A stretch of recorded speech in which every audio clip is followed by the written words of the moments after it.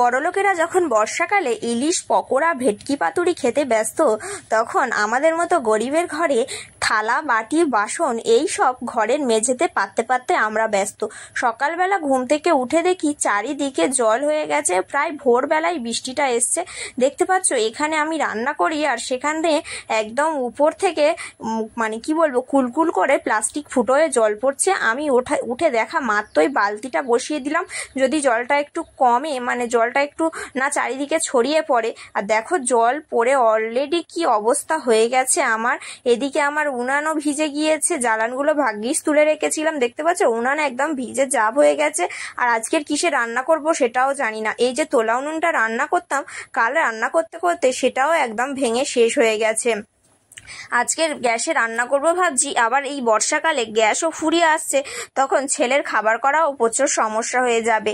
আর এখানে কি করব আমি নিজেও ভেবে পাচ্ছিলাম না, চারিদিক একেবারে জল জল হয়েছিল।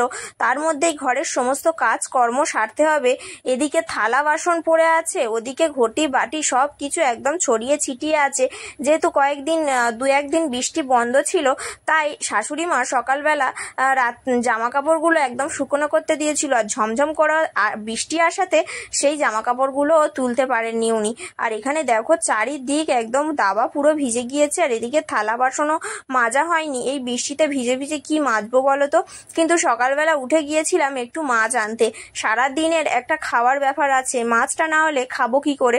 তো সেজন্য সকালবেলা ভিজে ভিজে যে দাদাটা আসে এখানে, তার কাছ থেকে এই মাছ কটা নিয়েছিলাম। মাছ কটাই 80 টাকা দাম নিয়েছে।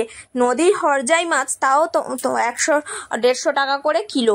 আর এখানে 150 টাকা করে কিলো মাছ, 500 গ্রামের একটু বেশি হয়েছে, তাই 80 টাকা এখানে দাম হয়েছে। তো চলো মাছগুলো ঢেলে তোমাদেরকে দেখিয়ে দিই কি কি মাছ নিয়েছি আজকের হরজাই মাছের মধ্যে আইলা মাছটা ছিল, যেটা ছিল 150 টাকা কিলো।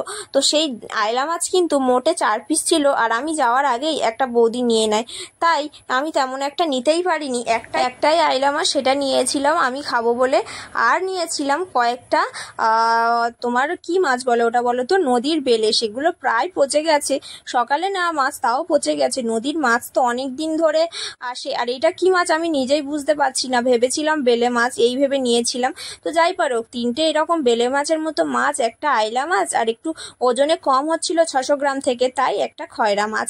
এই মাছ কটা মিলে আজকে আমি নিয়েছি। তো চলো মাছগুলো আজকের কেটে কুটে একদম সকালবেলা পরিষ্কার করে নেব।